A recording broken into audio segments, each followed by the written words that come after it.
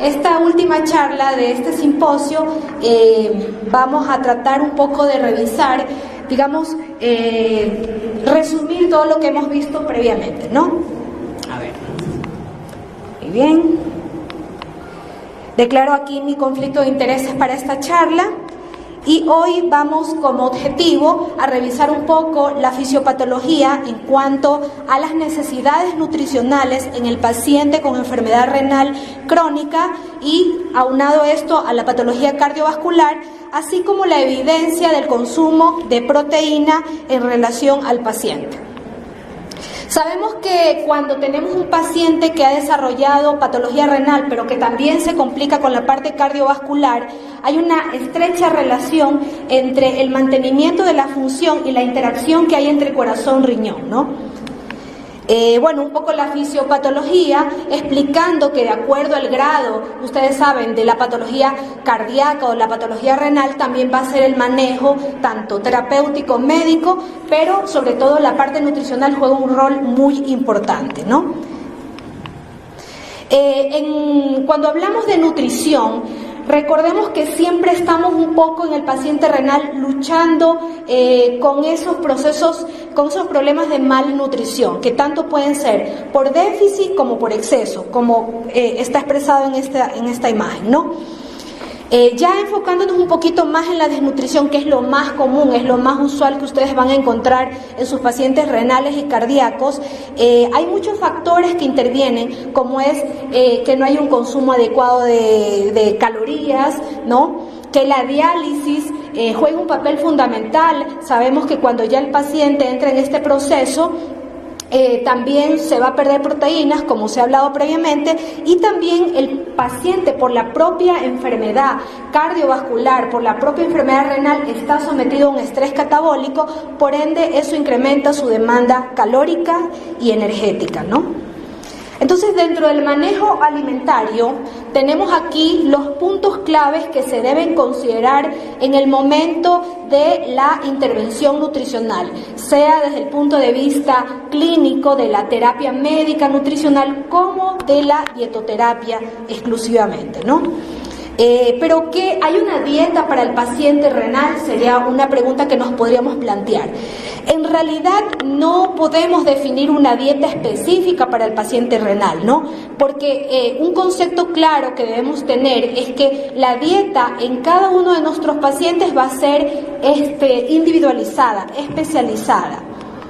De allí que cuando hablamos de nutrición en el paciente renal debemos llevarnos este concepto de lo que se llama la nutrición renal integrativa y de precisión, es decir, considerar todos los aspectos que el paciente va a tener. No todos los pacientes van a ser iguales, entonces es el punto clave allí donde debemos definir e individualizar de acuerdo a la valoración clínica, a los laboratorios, al grado de daño renal que pueda tener, al grado de insuficiencia cardíaca. Es ahí el punto clave en donde vamos a lograr tener una nutrición óptima y de calidad.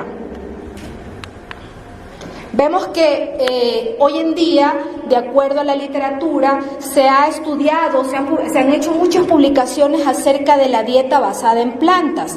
Y existen muchos estudios que avalan que una dieta controlada en el tipo de proteínas puede de muchas maneras mejorar la calidad de vida, inclusive no solo hablando desde el punto de vista de enfermedad renal, sino de enfermedad cardiovascular, de la longevidad, etcétera, etcétera, de cáncer, de muchas otras patologías, ¿no? Una dieta obviamente basada en plantas es aquella en donde se elimina la ingesta de proteínas de origen animal, ¿sí? Y vamos a ver entonces que aquí lo que juega el papel fundamental es la calidad proteica, que va a ser considerado ese valor biológico y la composición de aminoácidos esenciales que tenga un alimento. Por ello, bueno, aquí a lo mejor no lo logran apreciar muy bien, La calidad nutricional, la calidad proteica va a depender de muchos aspectos, ya vamos a ver en otra imagen, ¿no? Cuando hablamos de nutrición, entonces en el paciente renal, el enfoque debe ser en personalizar la dieta, en hacer una dieta que generalmente predomine la dieta basada en plantas, y ya vamos a ver las especificaciones un poco más puntuales de cómo hacer los cálculos un poco para recordar. Miren aquí los diferentes ejemplos de dietas basadas en plantas, ¿no? Por ejemplo, tenemos arriba una dieta DASH que se puede aplicar posiblemente a un paciente con falla cardiovascular, que es la dieta, digamos, orientada para pacientes con problemas de hipertensión arterial, ¿no?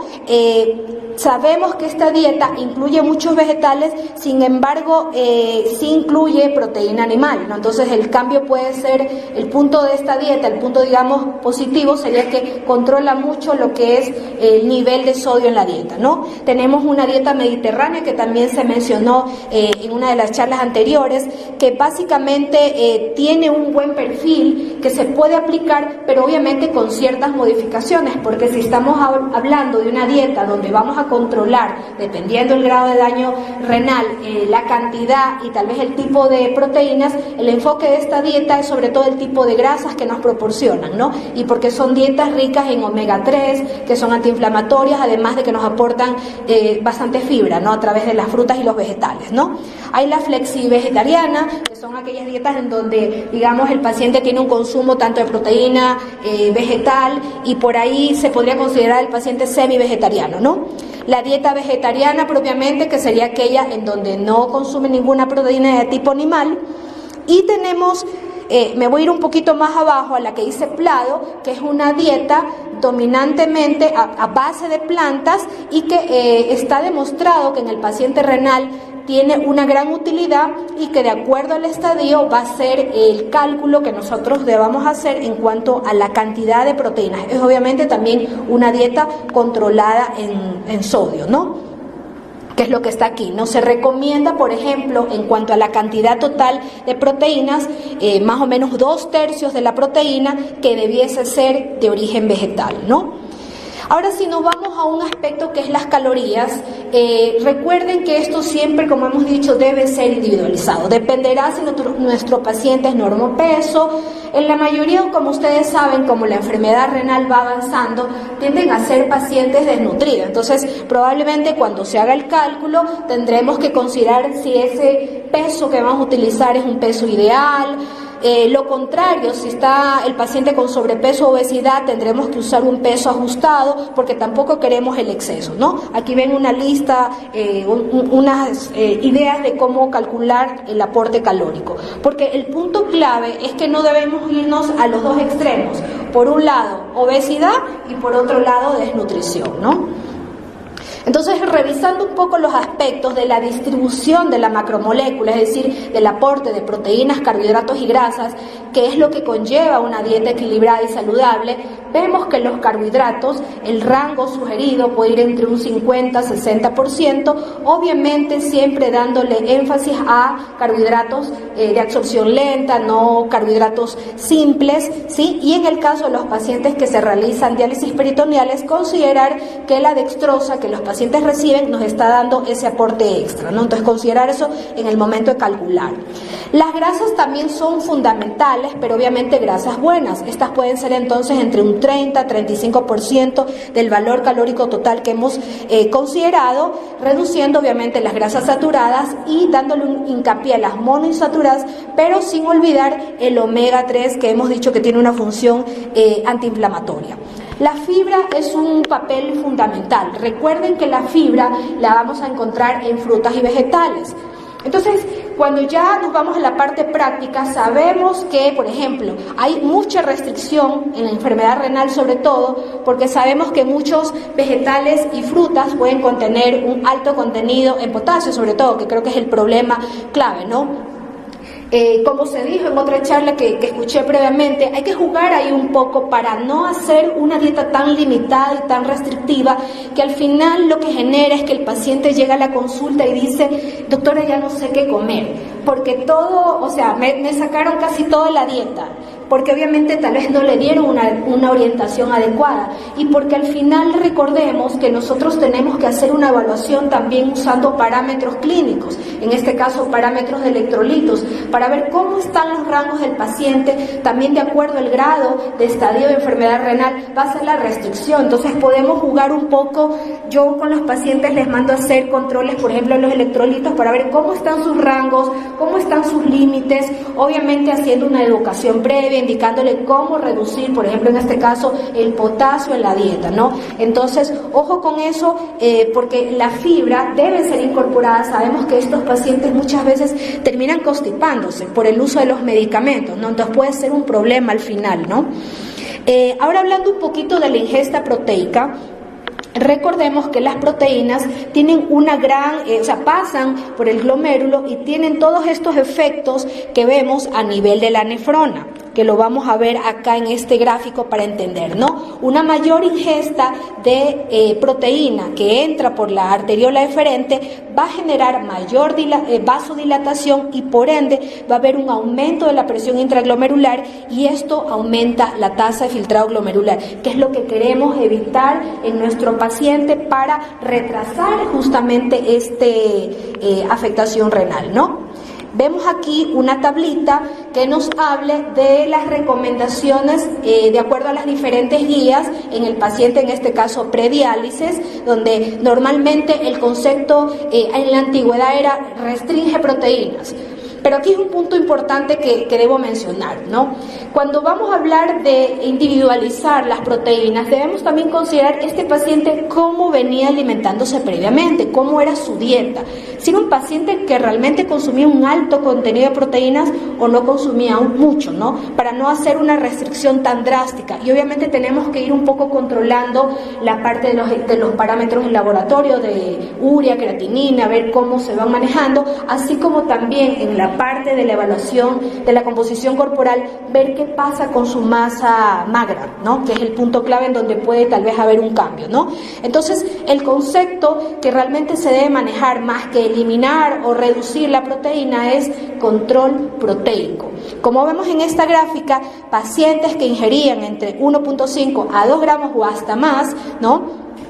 Gramos de proteína por kilo de peso, el concepto nos habla de que reduzcamos un valor de 0.8 o hasta inclusive un gramo de kilos de gramos por kilo de peso al día, ¿no? Pacientes que ingieren 1 gramo, que ya es decir tienen un consumo basal, podemos restringir un poquito más, ¿sí? Y pacientes ya con nefropatía sabemos que también la recomendación va a ir de 0,8 a 1, ¿no? Ya cuando se dializa el paciente sabemos que el requerimiento más bien es más alto. Aquí están algunas de las guías, dependiendo si se hemodializa o si hace diálisis peritoneal.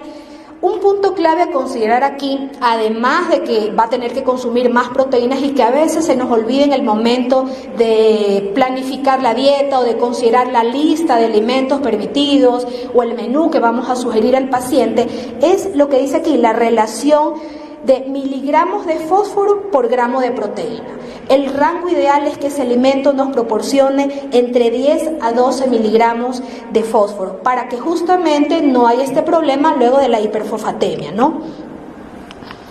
Ahora, hablando un poco de los tipos de proteínas, como ustedes bien conocen, hay proteínas de alto valor biológico, de bajo valor biológico. La idea en el paciente prediálisis, inclusive el que se dializa, es hacer un 50 y 50 en la relación, en la distribución. Vamos a ver algunas ventajas, por ejemplo, de estos cambios, ¿no? Vemos aquí que la proteína animal, por un lado, tiene un gran pool de aminoácidos esenciales y obviamente cuando hay un catabolismo aumentado, pues nos viene bien usar una proteína de alto valor biológico.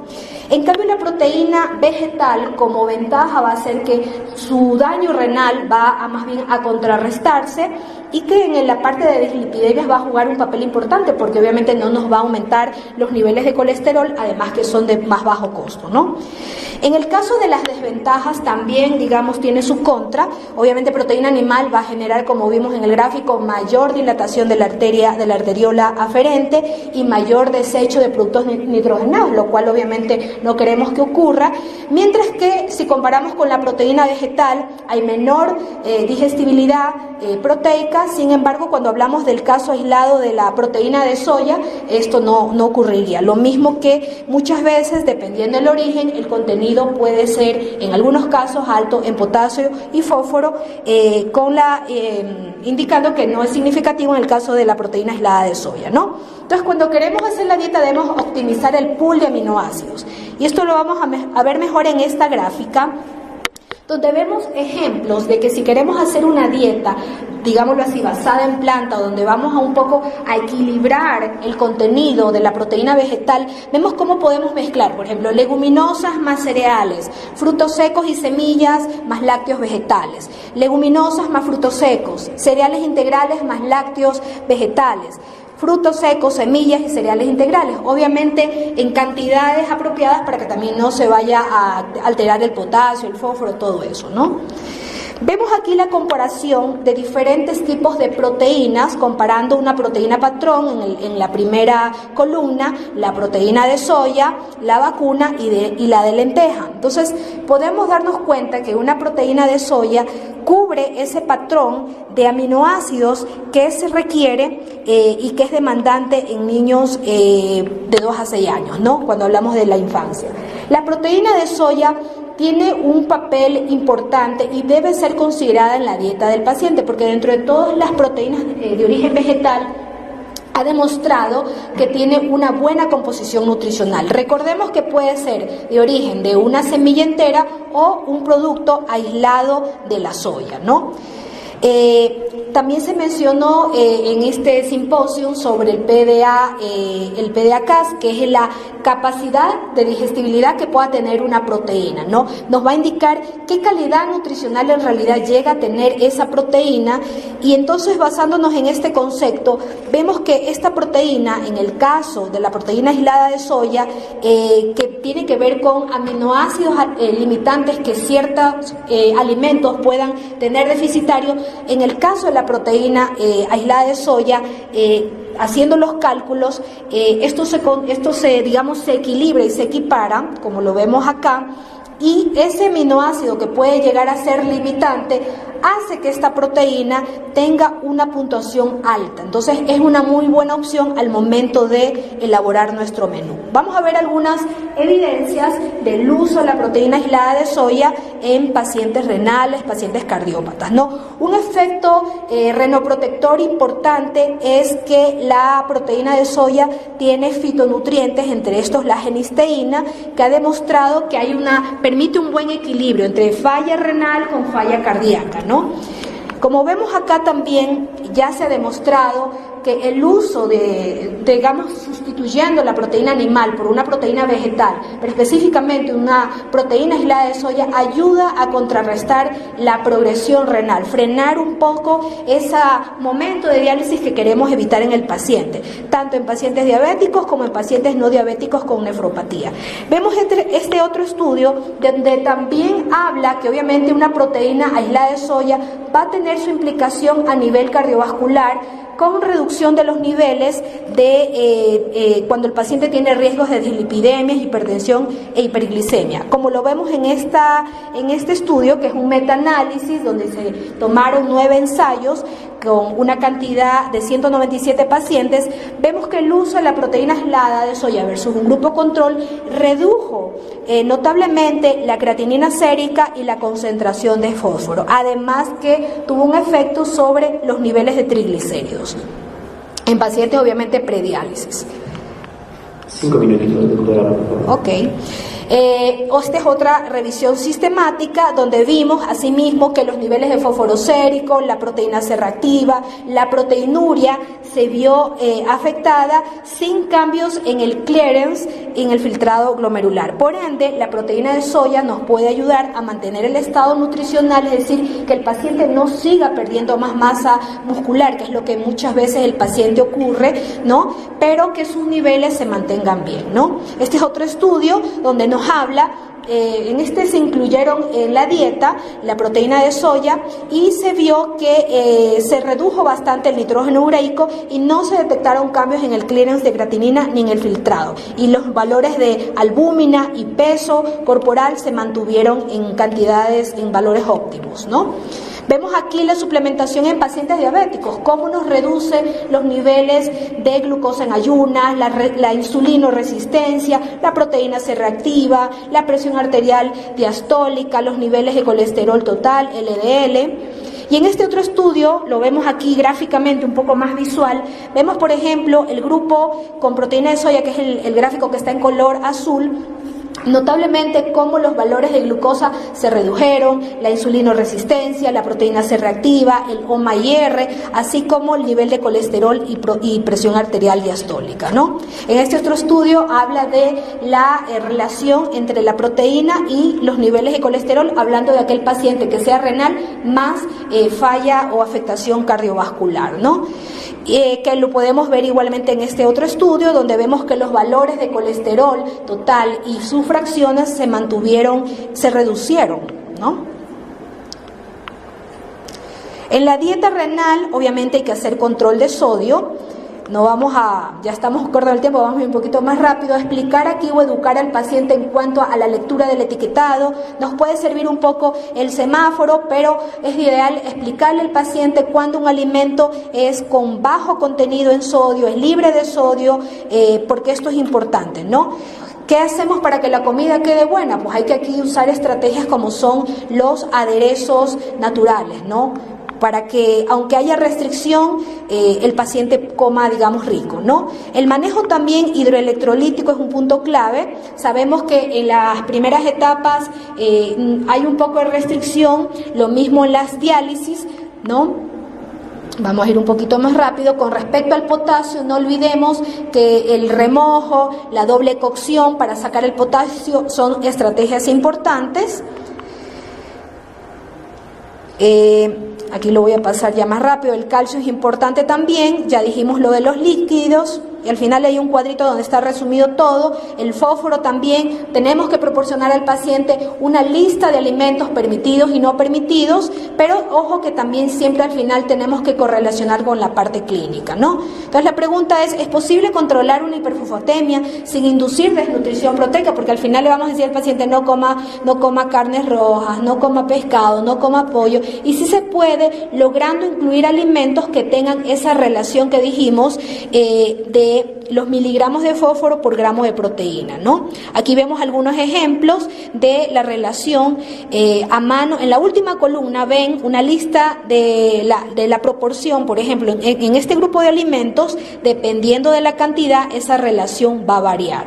Vamos a ver, ok, un minuto. En este ejemplo, de acuerdo a los tipos de quesos, por ejemplo, el queso untable, que no sé si está aquí, tiene una baja relación en comparación con los otros quesos. Sí está ahí, al final, miren, 11.5 el queso untable versus un vaso de leche, ¿sí?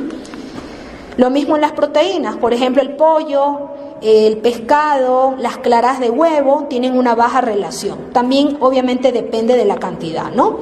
Las fuentes dietéticas de fósforo, obviamente alimentos procesados, alimentos integrales, hay que tener en cuenta. Y esta tabla la pueden encontrar en la página de las guías DOCI, donde están todos los alimentos, y en el último casillero están explicados los alimentos y esa relación que tenemos que buscar en la dieta. Esta es la última diapositiva y está resumido la intervención nutricional, que obviamente algunos ítems tienen como unos asteriscos porque al final el plan esos son los límites, pero hay que individualizar con cada paciente. Muy bien, muchas gracias. Muchas gracias, doctora, por esta presentación.